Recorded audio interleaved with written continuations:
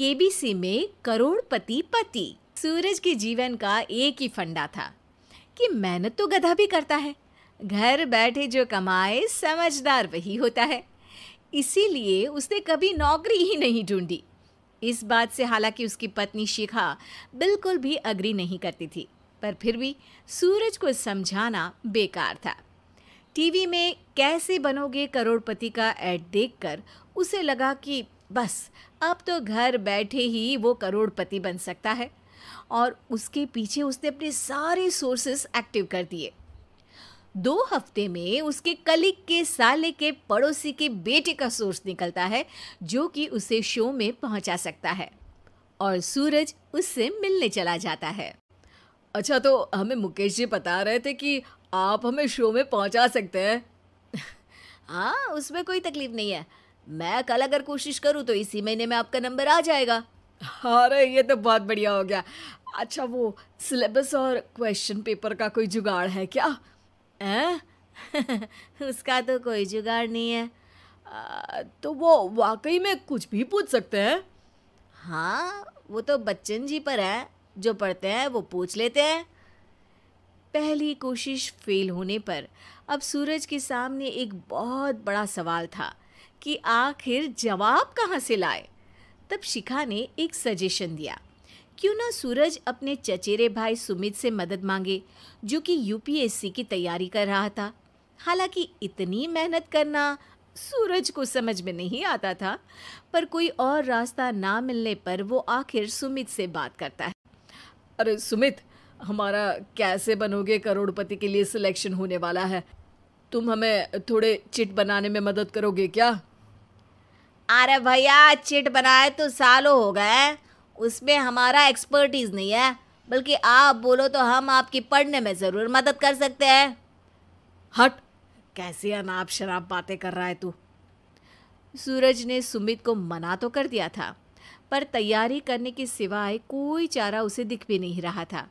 खासकर जब 12 के पेपर लीक करने के एक्सपर्ट शुक्ला जो भी हाथ जोड़ लेते हैं। आखिर सूरज को सुमित के पास जाना ही पड़ा, और उसने सुमित और शिखा से वादा किया कि वो बहुत मेहनत करेगा। 1 महीने की तैयारी के बाद फाइनल हुआ कि शो से 1 हफ्ते पहले एक ट्रायल खेला जाएगा, जहां पर सारे रिश्तेदार ऑडियंस की जगह पर होंगे और शिखा सवाल पूछेगी। दूर दराज से भी रिश्तेदार आकर हाजिर हो गए देखने कि आखिर कैसे बनेगा सुमित करोड़पति। सब कुछ सेट था, और इतने में सूरज आकर अपना स्पीच देता है। ये 1 महीना मेरे लिए आसान नहीं था, पर अपने भाई सुमित और अपनी पत्नी शिखा की मदद से मैं इतनी दूर पहुंच पाया हूँ। मेरे मम्मी पापा के आशीर्वाद ने भी बहुत साथ दिया है मेरा। मैं उम्मीद करता हूँ कि आज के शो में आप लोगों को बहुत मज़ा आएगा। साक्षी पहला सवाल पूछती है और पूरे कमरे में सन्नाटा छा जाता है। इंडिया में कितने स्टेट्स हैं? 3, सॉलिड, लिक्विड और गैस। अरे रुकिए, तो ऑप्शंस तो देने दीजिए। इतने में 5वीं कक्षा का चिंटू बोल उठता है। अरे क्या मामा, आप तो पहले सवाल पर ही आउट हो गए। अरे बेटा, पहला सवाल तो ट्रायल होता है ना। अरे तुम अब देखना। देखने जैसी बात तो थी ही। सूरज को इतना शांत किसी ने नहीं देखा था। कभी कभी तो लगता था मानो सूरज आंख खोलकर ही सो गया हो। मामा जल्दी करो प्लीज, कल सुबह पनवेल भी तो निकलना है। अरे हट, कंसंट्रेट करने दे मुझे। 3 सवाल में 3 लाइफलाइन खत्म हो चुकी थी, और अब चौथे सवाल पर भी सूरज का मौन नहीं टूटा। पर सूरज अभी भी हार मानने को तैयार नहीं था। उधर हर कोई सूरज को छोड़ सुमित को देख रहे थे। आखिर सुमित ने ही तो पढ़ाया था सूरज को। गजब बेइज्जती है यार।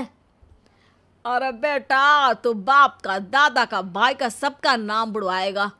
अरे 3 लाइफलाइन ले ली तो भी तेरा कुछ नहीं होना है। अरे कोई इतनी बात करता है क्या शो पर? अरे बेटा, शो पर तेरे जैसे भी तो नहीं आते ना। सूरज की ये जंग आखिर 1 घंटे बाद 5वें सवाल पर खत्म हो गई, जब उसने इंडिया के नेशनल बर्ड का नाम कहा, कौवा। अरे बेटा, मजा तो बहुत आया, बस थोड़ा टाइम पर खत्म होता तो आनंद भी आ जाता। ताने बारिश के बूंदों की तरह बरस रहे थे और सूरज को भी समझ आ रहा था कि ये करोड़पति बनना शायद उसके बस के बाहर की बात है। पर वो आखिर ये बात मान कैसे लेता? वो सख्त लौंडा जो ठहरा, उसने सोचा कि बेइज्जती तो हो ही चुकी है, पर अगर मैं हार नहीं मानूं तो शायद कुछ हो सकता है। शिखा, तुम देखना, असली शो में आग लगा दूंगा, आग। करोड़पति बनूंगा मैं। हाँ, सब्जियां खत्म हो गई है घर पे, ले आओ। पहले पति बन जाओ, फिर करोड़पति बनना। अरे गजब बेइज्जती है यार। बेटा, अभी तो घर पर ही हुई है, 1 हफ्ते में तो तुम देश के सामने करवा कर आओगे। वैसे जब टीवी पर जाओ ना, तो बस अपने मम्मी का ही नाम लेना, ठीक है? कोई पूछे तो बोलना कि पापा नहीं है मेरे। अरे पढ़ाई की, पेपर निकलवाए, इतने सारे लोगों को खाना खिलवाया, क्या फ़र्क पड़ा? इसीलिए मैं कहता हूँ कि मेहनत तो गधा भी करता है, घर बैठे जो कमाए वही सिकंदर। लेकिन मामा, गधे भी जानते हैं कि हमारा राष्ट्रीय पक्षी मोर है।